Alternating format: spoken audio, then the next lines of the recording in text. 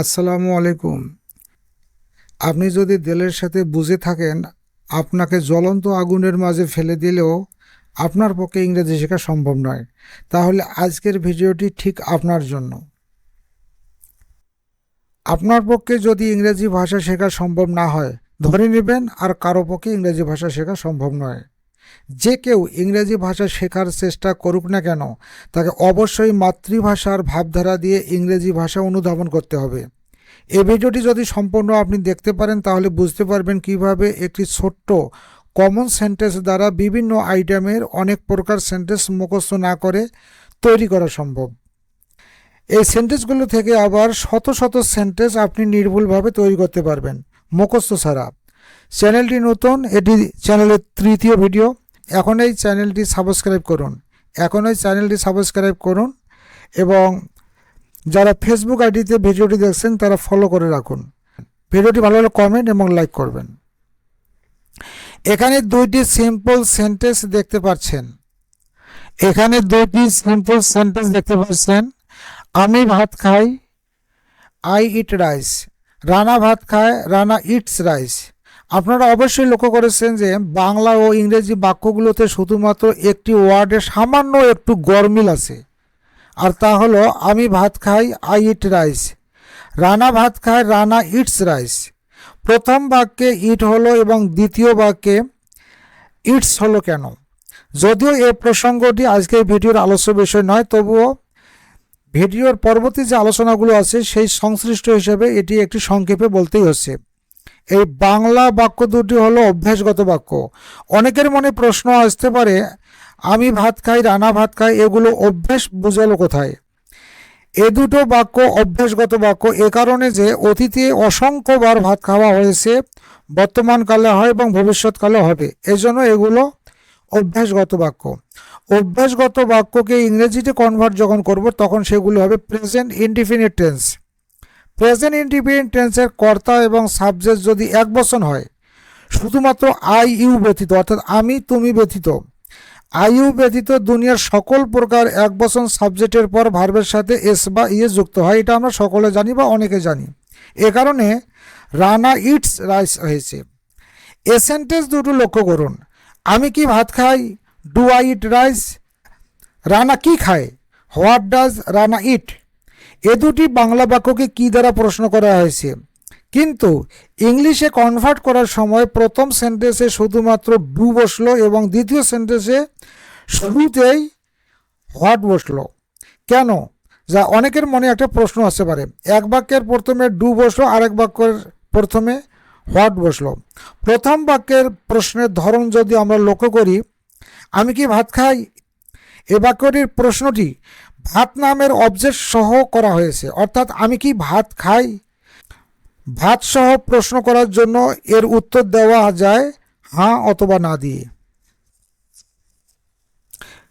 যে বাক্যের উত্তর হ্যাঁ অথবা না দিয়ে দেওয়া যায় সে বাক্যটিকে ইংলিশে কনভার্ট করার সময় সাবজেক্টের পূর্বে ডু বা ডাজ বসবে।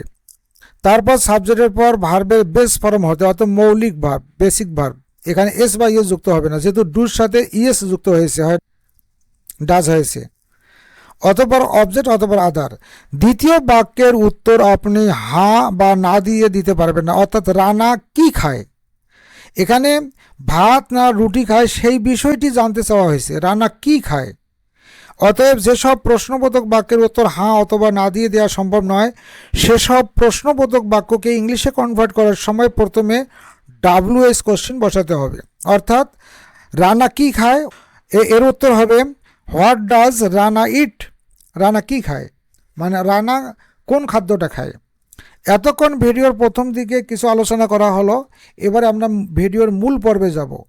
কিভাবে একটি সেন্টেন্সকে অনেক প্রকার সেন্টেন্স তৈরি করা যায়, অনেক প্রকার সেন্টেন্সকে বহু প্রকার সেন্টেন্স তৈরি করা যায়। এই স্ট্রাকচারটি ভালো করে লক্ষ্য করুন। সে ভাত খায়, হি ইট রাইস। এখানে ইটস হয়েছে সাবজেক্ট থার্ড পারসন সিঙ্গুলার নম্বরের কারণে। সে কি ভাত খায়, এখানে প্রশ্নটা হ্যাঁ অথবা না দিয়ে দেওয়া যায়, এজন্য এই প্রশ্নবোধক বাক্যটির প্রথমে ডাজ বসেছে। Does he eat rice. এখানে ইটটা আবার ভার্বের বেস ফর্ম হবে, কারণ ভার্বের সাথে যে ভার্বের সাথে যে এস বাই এস যুক্ত হয় সেটা ডুর সাথে বসেছে, হয় ডাজ হয়েছে। সে কি খায়, হোয়াট ডাজ হি ইট, অর্থাৎ সে কি খায়। এখানে সেন্টেন্সে তৈরি করতে হবে হোয়াট দিয়ে। ডাজ হি ইট এটা ঠিক থাকবে। সে কখন ভাত খায়, when does he eat rice. এখানে কখন ইংরেজি যেহেতু হোয়েন, যেহেতু কখন থাকার কারণে হোয়েন হয়েছে। সে কোথায় ভাত খায়, where does he eat rice. সে কেন ভাত খায়, why does he eat rice. সে কীভাবে ভাত খায়, how does he eat rice. সে কার সাথে ভাত খায়, with whom does he eat rice. এমনিভাবে আপনি শত শত সেন্টেন্স তৈরি করতে পারবেন। দেখুন এই লাইনে সবগুলো হি, এই লাইনে সবগুলো ইট, এই লাইনে সবগুলো রাইস, এই লাইনে সবগুলো ডাজ, এই লাইনে সবগুলো ইন্ট্রোগেটিভ প্রোনাউন অর্থাৎ প্রশ্নবোধক ওয়ার্ড যা সেন্টেন্সের প্রথমে বসে। কি থাকলে হোয়াট, কখন থাকলে হোয়েন, এমনিভাবে এগুলো বসে। এখন এই সেন্টেন্সগুলো থেকে আপনি কিভাবে বহু সেন্টেন্স তৈরি করতে পারবেন। আপনি যদি এই হির পরিবর্তে যে কোনো একটা অন্য একটা সাবজেক্ট বসান, তাহলে এই সাবজেক্টটা চেঞ্জ হয়ে গেল। ভার্বের পরিবর্তে অন্য ভার্ব আনেন বা ভার্বের সাথে সামঞ্জস্য রেখে তৈরি করেন। এমনিভাবে একটা সিম্পল সেন্টেন্স দ্বারা একটা নর্মাল বা অভ্যাসগত সেন্টেন্সকে আমরা অনেকগুলো সেন্টেন্সে করলাম। এই সেন্টেন্সগুলির আবার একটি করে ওয়ার্ড পরিবর্তনের বা সাবজেক্ট এবং ভার্ব পরিবর্তন করে আমরা শত শত সেন্টেন্স তৈরি করতে পারবো। এবং কি দ্বারা প্রশ্ন করলে হোয়াট হবে সেন্টেন্সের প্রথমে, কখন দ্বারা প্রশ্ন করলে হোয়েন হবে, কোথায় দ্বারা প্রশ্ন করলে হায়ার হবে, তারপর ডাজ হবে। সবগুলোতেই একই নিয়ম। এখান থেকে এই পর্যন্ত সবগুলো কোনো পরিবর্তন হয়নি। এটা অত্যন্ত সহজ।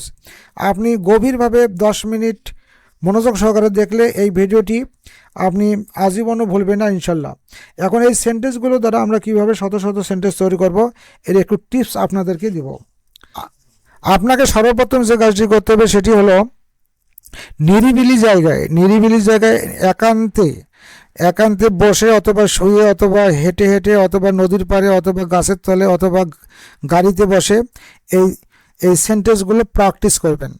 এই সেন্টেন্সগুলো যতটুকু জোরে পারা যায় অতটুকু প্র্যাকটিস করবেন। এবং একা যেহেতু আমরা ইংরেজি কারোর সামনে বলার অভ্যাস আমাদের নেই এবং ভয় লাগে বা না পাওয়ার কারণে অনেক সংকোচ হয়, এজন্য একা প্র্যাকটিস করবেন। একটি সিম্পল সেন্টেন্স নেবেন, রহিম স্কুলে যায়। এই সেন্টেন্সটি দিয়ে আপনি সবগুলো সেন্টেন্স তৈরি করবেন। আবার আমরা ভাত খাই, সবগুলো সেন্টেন্স করবেন। দেখবেন আপনি সাবজেক্ট এবং ভার্ব চেঞ্জ করলে বহু সেন্টেন্স তৈরি করতে পারবেন। এটা 1 ঘন্টা প্র্যাকটিস করুন অথবা আধা ঘন্টা প্র্যাকটিস করুন। আপনি বছর যতগুলো ইংরেজির পেছনে সময় বা অর্থ ব্যয় করেছেন, মা বাবার এবং শিক্ষকের বকুনি খেয়েছেন, আপনি সামান্য সময়ের মধ্যে যে উপকৃত হবেন, ইংরেজির যে অগ্রগতিটা আপনার হবে সেটা আর কখনো হবে না, হয়নি। এই জন্য এই প্র্যাকটিসটা আপনাকে চালিয়ে যেতে হবে। যে এটাকে সহজ টেকনিকের মাধ্যমে আমরা অনেক কিছু শিখতেছি। প্রিয় দর্শক, ভিডিওটি আর বড় করব না। যারা এখনও চ্যানেলটি সাবস্ক্রাইব করেনি তারা চ্যানেলটি সাবস্ক্রাইব করুন এবং যারা এখনও লাইক কমেন্ট করেন নাই এখন একটি লাইক এবং কমেন্ট করুন। পরবর্তী ভিডিও দেখার আমন্ত্রণ জানিয়ে সকলের সুস্বাস্থ্য এবং দীর্ঘায়ু কামনা করে ভিডিওটি আজকের মতো এখানে শেষ করছি। ধন্যবাদ সকলকে। খোদা হাফেজ।